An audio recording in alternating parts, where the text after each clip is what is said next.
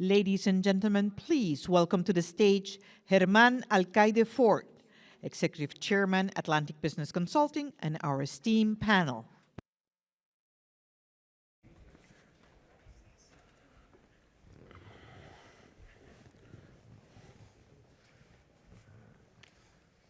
Good morning everybody, and welcome to the Industry Transformation Panel, a necessity for public-private collaboration in Latin America.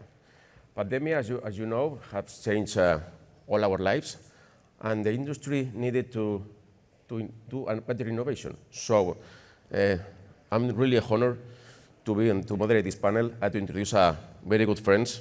First of all, President Chinchilla, former President of Costa Rica, and co-chairman of the Inter-American Dialogue. She's one of the most important political leaders in Central America and the region, and among a long list of achievements, economics, security, environmentals, she developed a network of care centers with a public-private partnership that benefited for the children as well as their mothers who aspire to enter the labor market. And that program was recognized by the most important international organizations. Let me introduce as well Mr. Paliza, Minister of Presidency of the Dominican Republic. He's the president as well as chairman of the Modern Revolutionary Party since June 2018. Mr. Paliza ran a very important political career as political secretary of the Dominican Republic Party, achieving a distinction with just 23 years old, deputy in the Dominican Republic Chamber of Deputies representing Puerto Plata, and becoming the youngest legislator to occupy a seat in the National Congress. Finally, let me introduce Grégoire Verdeaux. He's Senior Vice President of External Affairs of Philip Morris International, and has developed several high positions in the public sector, European Commission, United Nations, and the French government under the presidency of Nicolas Sarkozy. And in the private field, he has developed very important roles in companies like EDF, Vodafone, and now Philip Morris International. Let me start with you, Grégoire. Thank you. So let me ask you about the transformation industry in PMI and the tobacco industry. What the tobacco is doing, because I read a lot about the innovation in the tobacco industry. What PMI is doing? Well, that's the central question of our business transformation, and we like to think that Philip Morris International is engaged into probably one of the biggest business transformation of any Fortune 500 at the moment. The tobacco industry needs to change. And the way it's changing, and we are leading that, is really by developing less harmful alternatives to cigarettes. To give you a bit of context, of course, here we're talking about adult smokers. Minors should not get their hands on the product, so everything I'm going to say obviously applies only to adult smokers. The traditional tobacco policy that governments are putting in place for decades is based on three principles. Prevention, you should not start smoking. Cessation, once you have started, you should try to stop, and there is help and services for that. And of course, taxing the product, which is supposed to regulate consumption. And frankly, the problem now is that after decades of this policy being in place, by the admission of the World Health Organization itself, by 2025, you will have way more than 1 billion adult smokers in the world. So if you wish, it's working, but to a small degree, and something else is needed. And the question really is, then if people can't quit, then what happens? And some people say, well, you quit or you die. And that's where we think as a company that, well, can't we do better than that? Isn't that possible to actually, for adult smokers who would keep smoking, can't we propose them something that is going to be less harmful? And frankly, that has been underpinning the whole trajectory of my company for now 15 years since the research has started, and about 6 years when we have started to deploy better alternatives to the markets. The key really was to remove combustion from the consumption of nicotine, and because the vast majority of harmful components that are in the cigarette smoke, and they are associated with the smoking-related diseases. So this is generated by combustion. So if you wish, the main problem with smoking starts with the smoke. And products that eliminate combustion are therefore a much better alternative than continuing smoking.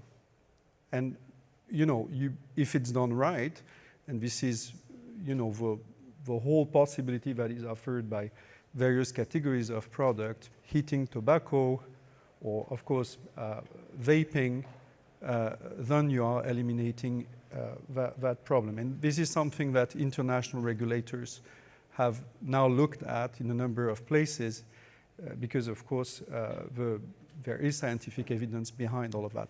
Otherwise we could not put these products on the market. Just to conclude, it's working. You have an extraordinary drop in smoking prevalence in a number of countries. Just to give you a sense, in Japan, the number of smokers of cigarettes have diminished by 44% in 5 years. And you have results that are frankly very significant in a number of places, particularly in Europe, in Northern Europe. So we are talking about Latin America. Smoking prevalence isn't as high in this region as in other regions in the world, typically Asia, Europe, Eastern Europe. But unfortunately, in a number of countries, the numbers of smokers really are not going down. And that's where I wanted to finish, Germán, is in Europe, there has been the decision that the combustion engine would disappear for cars in 2035. And we have a hope that we can make the combusted cigarette disappear by 2030 in a number of places. And so the question that I submit to the authorities and all the stakeholders here is, well, why can't we do it? Why can't we just end cigarettes? Okay, thank you. I will be back to you because I'm very interested to know about the regulatory matters of this innovation process. But I would like to continue with Minister Paliza. Well, as a Spaniard as I am, I love the Dominican Republic. Dominican Republic is right now a success business case under Abinader administration. And I would like to know more about what the government is doing in terms of transformation in the, of course, tourism sector, but Dominican Republic has another interesting sectors like energy, mining. What the government is doing, because everybody is talking about the transformation of Dominican Republic. Well, I believe that the success case of Dominican Republic has to do a lot with its people, with the Dominicans. Humble people, hardworking, that have been able to resolve their issues through democracy and through the idea that together we were able to do better things for ourselves and for the entire country. We've been able to build an economy that's very diverse, not only in tourism, which is about 20% of our GDP, but in other areas that we are also been working hard for the last decades. And we've been growing in a rate that is actually quite inspiring. Last year, our economic growth of our economy was over 12%, and the GDP is expected to grow this year about between 5 and 6%. But it also has to do with a capability that we have had during time and the resilience we've had to be able to confront our challenges and all of the issues that we've been needing to confront. COVID is a good example, and the tourism industry in the public and private sector efforts is one that is one to show. We were the only country in the world, to give you an example, that provided to each traveler that visited Dominican Republic a COVID traveler's insurance, so that any expense that you would incur because of COVID, this insurance would cover all of it. And with that, we were able to secure the health of our people, but at the same time, open our borders and have our main motor of our economy, that's tourism, going forward. And We've just been recognized by the World Tourism Organization as a country that has recuperated the best in tourism, the tourism sector in the entire world. We've been, every single month that goes by, we've been able to successfully break our own records, and we're receiving more tourists than ever. So it has to do with the combination of who we are, where we are located, and also the capacity that we've had as a country to confront and take challenges all together, building public and private initiatives that have been very successful. Okay, thank you. Very interesting. Let me continue with you, President Chinchilla. You have huge experience in political positions, and I would like to know your point of view about, from the government position, how the governments can strengthen the transformation in terms of innovation from the government position in a public-private partnership. Your opinion after your long experience in the government. Well, of course, governments play a leading role in this kind of process, but also they have to understand that in order to achieve the changes that we need, they must convene different sectors of society, not only the business community, but also some important social sectors. So consultation and dialogue probably now is more important than ever, because we are also governing in many countries, in Latin America is no exception, in a very polarized kind of society. So achieving this kind of national agreements, trying to establish the priorities for not only the short but the long term. I always say that the short and the long term start at the same time, because the decisions that are taken today will impact in the future. So that kind of decisions that we are taking today should be seen as those strategic lines. They must be inspired by governments, but in consultation with societies. The second factor that I think is very important is using the example that the Minister Paliza just gave us. Pragmatism in those times is very important. Those governments who are trying to put aside ideological concerns and are much concentrated about taking, those pragmatic decisions about how are we going to insert our countries in the global economy, how we are going to take advantage of the nearshoring, for example, opportunities, how we are going to incentivize a innovation and technological-based economies instead of continuing just exporting commodities or depending of the external demands of our goods. Those kind of approaches are the successful ones. And you do not only see the case of Dominican Republic, you can also see the case of Panama, Costa Rica, in Northern America, but also you can see important examples in Southern America, like Uruguay, like many other economies, Chile. And finally, something that is going to be very critical at this point, they will need to try to mobilize the resources, because capital and financing is going to be very critical in the years to come, considering the high level of indebtedness of many of the economies in our countries. Okay, indeed. Very, very interesting. And going back and connecting with you again, Grégoire, we've been talking on the backstage with Mr. Paliza and President Chinchilla. Okay, about regulation, we have here a current Minister of Presidency, former President, very important government. How can you manage the regulation matter in terms of tobacco industry, as Philip Morris?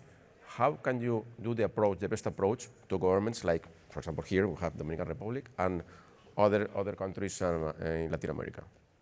How do you manage that? So that's of course the key question. And to your point, President, it's about the collaborative mode. If you allow me, I will address this not only from my experience with Philip Morris, but also the 10 years I've spent in telecom, digital, and energy. I think that it's somewhere between the two things you want to avoid. The first one you want to avoid is innovation by permission. Because with all the infinite respect I have for governments, the private investment knows the market, they know the consumers, and frankly, they are the drivers of innovation. And of course, it's going to hamper innovation if for everything that you attempt to do, you have to basically ask for permission. So that's one thing you want to avoid. But the other thing you want to avoid is disruption. And let's be very clear, I think that the tech industry is paying a very high price for having been very forceful on saying, we disrupt, and not necessarily managing the consequences for societies and governments alike very well. So this is exactly as the President said. So what is the kind of partnership that you can have? My deep feeling is that you need to have, from the onset, and this is really what we are trying to do today, you need to have very robust safeguards. As you say in regulatory language, ex ante, before it goes to the market. You need, in our case, very solid science-based product standards, and you need safeguards on the things that are important, such as youth prevention, preventing the access of young people to this product. Once you have that in place, you have to let the market pick the winners, and you will also learn a lot about what actually happens organically when the people actually do something with your innovation. And the challenge here is, if you wish, it's phased-in legislation. It's the ability that you have to have regular reviews and not this sort of like a law that is there once and for all, and then you have to wait several years to really adjust to the market reality. And the conclusion is really, this is why the ability for companies and governments to collaborate and exchange permanently in a way that is consistent is so important. Okay, understood. No, very interesting. Mr. Paliza, for you, I would like to know, continuing with you were talking, how can transformation can ensure from the government side and position can ensure the cross-border between the private sector and the public sector and in a country like Dominican Republic? But going back to Mr. Verdeaux's answer and putting also into context with the questions you have done, I believe that the most important effort that the government should push towards the future, and the biggest and most important public-private collaboration or alliance that governments can in some way pursue, has to do with education and has to do with preparing our citizens for the future. The capability of adapting, the capability of assuming and being part of the changes the society is pushing, and be able to cope with disruptive models that are always there or more present as time goes by, and being prepared to be able to transform its industries and its economic base every now and then with the pragmatic needs that as time goes by, every country has to deal with. So I believe that the biggest effort that government should push is specifically in regards to education and to preparing our citizens for the future. Okay, understood. Continue with you, President Chinchilla. Very interesting your thoughts. I would like to know from your point of view, after the pandemic, how can governments reinforce their politics in terms of competitiveness? You know very well, Costa Rica it's a case of nature, tourism as well, real estate. So from your point of view, how can, after the pandemic, as I was telling, reinforce their politics? Well, I think that the members of the panel, the other two members of the panel, have talked about regulation. That is going to be very important. What kind of regulation? Because that regulation should try to encourage economic growth and not discourage the economic growth, and that is going to be very important. Secondly, human capital. Human capital is the most important asset for any economy.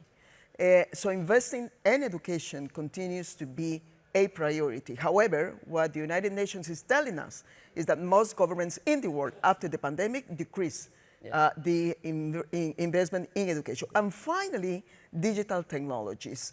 Listen to this information. In Latin America, as an average, 40% of our children were totally disconnected from schools. I mean, they suffer a educational blackout. So that is very urgent. We need to invest in mass access to digital technologies. I will say that those are very critical issues that must be attended right now. Okay, very interesting. Well, we have only 2 minutes to finish this panel. So I would like to share more time with you, but maybe we can have a short conclusion from all of you. Maybe, Grégoire, you want to say something to conclude? Well, you know, educating consumer was really, I think, obviously what we can agree on, and this is really the best way to ensure that innovation ends up the right way in the right hands. Okay.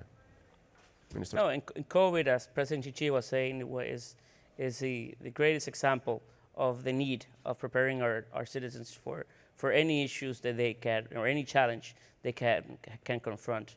And our kids, at the end, were in this process the most affected by the COVID crisis because of the poor socialization process they were able to live in, and also because of the limited spaces for education. I think as key government officials and in society in its whole have to do a great effort to put all of our energies into moving public and private efforts in regards to that specific issue. I would like just to say final words, because there are three kind of gaps that we need to close in our countries. One is the income gap, the other is the digital gap, I already say something about that, and the third one is gender gap.